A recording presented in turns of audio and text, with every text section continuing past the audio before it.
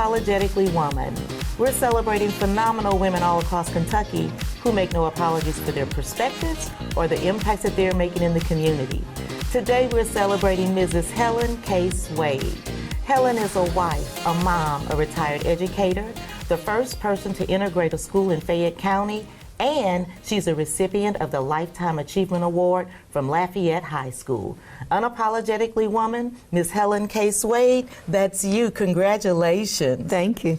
I am so honored to be able to sit and interview you today because you've got a story that needs to be told. I'll do my best. That's all you have to do. I have my supporter over here, so. Yes, you brought your sister for support, and that is perfectly fine. We all need support at some time. So, can you share a little bit about your upbringing in Lexington and what your childhood was like? I tell you, I had a wonderful childhood. I mean, I was a child who had a strict mother. I had a father who was easygoing, but I never wanted to upset him. I wanted to make sure that they both were satisfied with what I was trying to do. And what were you trying to do? I was trying to get an education. You see, our mother and our father, neither one of them didn't finish junior high school. And they always told us we had to go to school.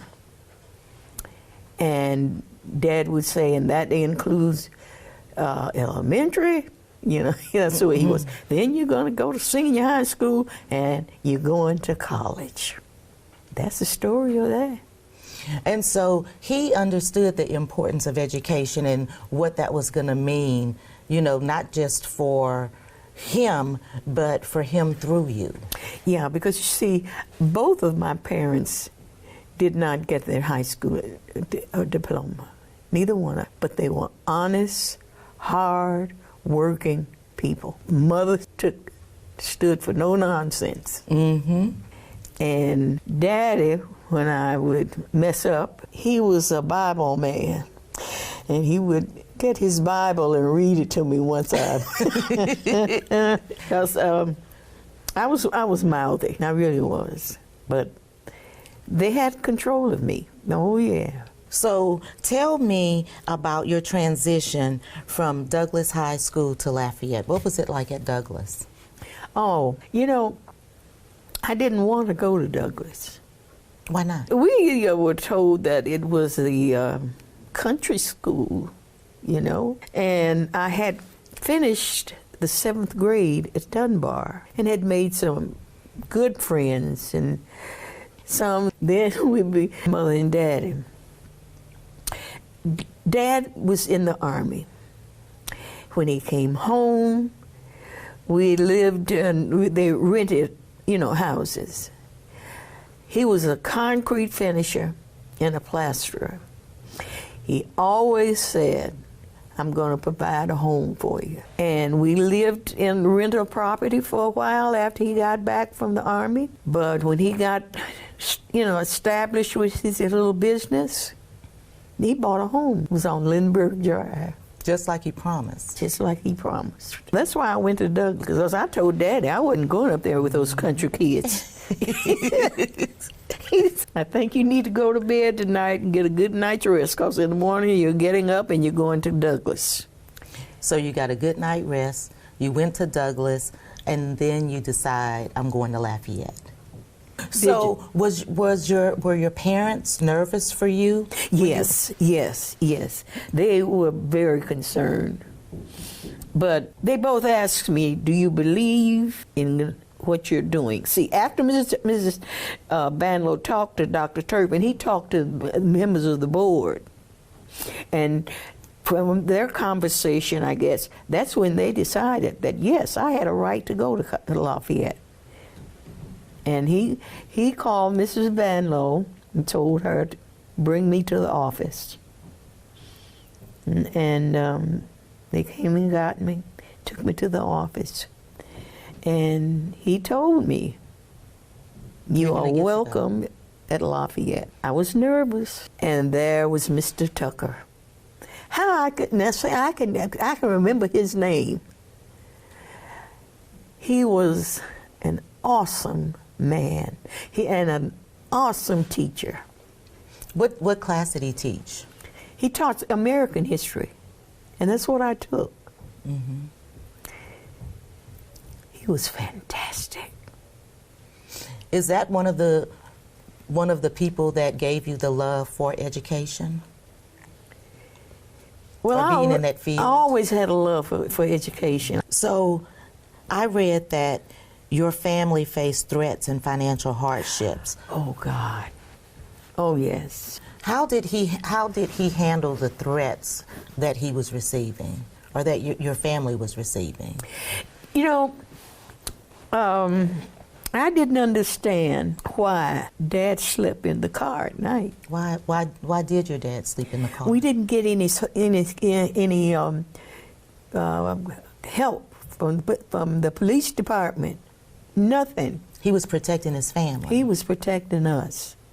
And it was a long time before I realized why he was sleeping in the car at night, because he was concerned that we would have a problem. My sister had an opportunity to talk about what happened during the time that she was at Lafayette. One piece that I'd like to add to that story is that I was 12 years younger, so my vision of what happened was a little different from a different perspective. I saw my dad sleeping in the car, but I also saw my uncles and my cousins, the older cousins that were like first cousins to my mother, the male cousins.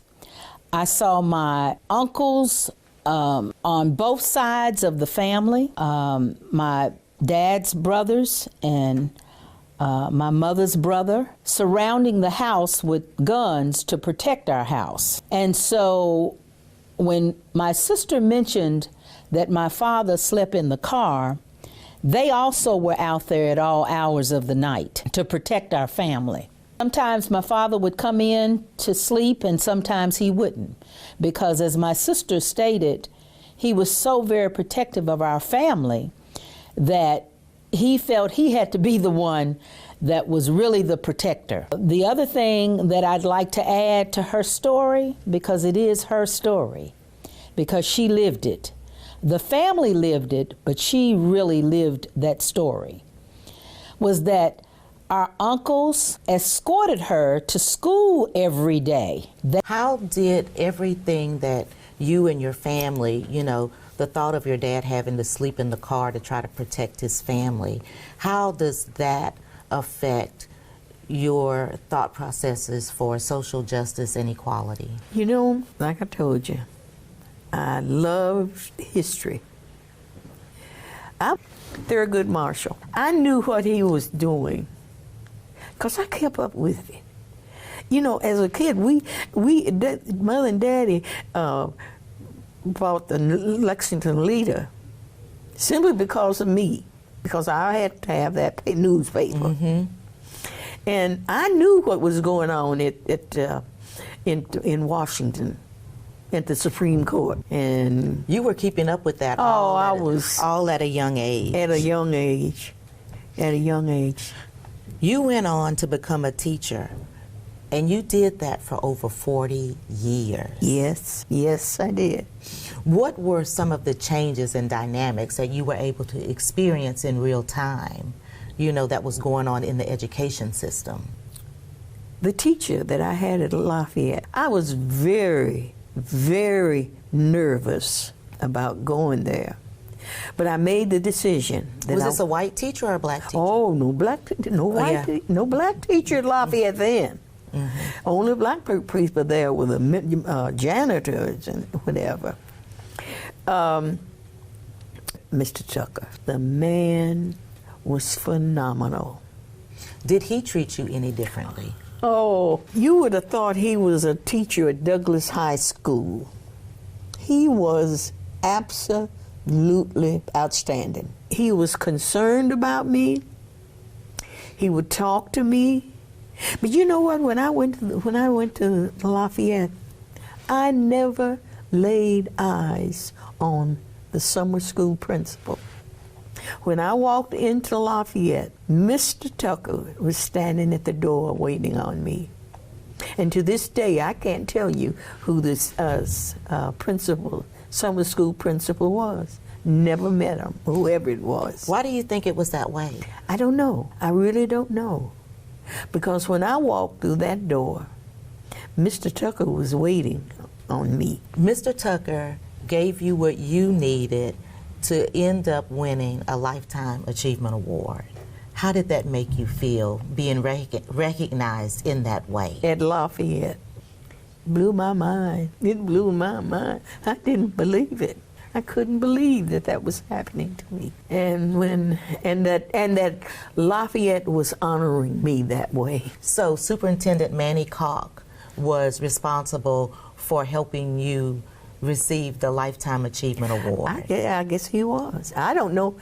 All I know is I went to the graduation, and there was this announcement that I was receiving this award. And then I opened up the program, and there my name was. So Lafayette has treated me, they've treated me quite well. How do you, I know your parents had to be just so proud of you and of all the things that you've done. Yes, I think they were. I never gave them any trouble. Mother, because Mother was the one that kept all of us in line. Listen, your mom was not going to play with anybody. She did not play at all. She didn't even bite her tongue with Daddy. I feel so honored to be just sitting here and hearing about your story, because you taught history and you learned history, but you are history. And so, yes. What kind of advice would you give to other students, you know, based on your experience? Because it didn't sound like giving up was part of what you were getting ready to do. They've got to have somebody, an adult, that they can trust, respect, and will talk with them. You got to have somebody. Yeah, when I would meet my class, I did not start teaching right away. We talked so that I could get an understanding of what I had. And you were building that relationship, you know, letting them know, hey, you can come to me, we're going to talk about whatever. Yeah. You're important to me is everything that I'm hearing about what you're doing. Right. I had a good experience. You know, I was the first African American to teach history at the high school that they assigned me to. You've been a lot of firsts. You know, that's the truth. I never thought of it that way. Wow. I never really thought of it that way. You've been a lot of firsts, and I think that people will look up to you, and they're going to respect your journey of what you went through and the challenges that your family had to face and endure, so that other people would be able to have the opportunities that they needed to have as well. Yeah. Now, since we're talking, I can tell you about that. Me and Steva lived in a home after I went to Lafayette, and Daddy wasn't there. And you know why he wasn't? No. He had a business, concrete and plastering. He was a master at both of them. When the Lexington Leader printed the article about me, they included my name, my father's name, and it was on the front page. How did you feel about it being on the front page? Was it attention, unwanted attention? Was it a distraction? How did you feel I about didn't that? know how to feel until I found out what was the result of that being in the paper. Mm-hmm. and that he had these jobs. He was a plasterer and a concrete master. He had jobs. And in the summer, I would answer the phone, home phone, you know, people calling. And when that article came out in the paper, at talking about me going to Lafayette. Our name and street address was put in the article. Dad had jobs lined up. And I tell you that most of those that gave him the jobs called. And the first question was, who is that Helen Caise? It's my daughter. We don't, and then they would say, we don't need your service. That's why our father went to northern Kentucky, because he couldn't get a job sweeping the streets here in Lexington, because I went to Lafayette. How did he handle having to leave his family because he couldn't provide for his family here? Well, he went up to a little town just over near Covington, Kentucky. Northern Kentucky. And came back on the weekend. And sometimes he didn't come back on weekends because he had jobs to do. So we would go up there. That's a huge sacrifice. Yeah. That was forced upon him. Yeah. He couldn't get a job sweeping the streets here in Lexington. Nobody would talk to him. Miss Helen, I love you and I love your story. Thank you so much for being on the show today. And congratulations, you are unapologetic. You've been unapologetic and you're going to continue to be unapologetic. Thank you. You guys, you've just got to continue watching this series of Unapologetically Woman, where we continue to celebrate all of the phenomenal work that women in Kentucky are doing. We'll talk to you soon.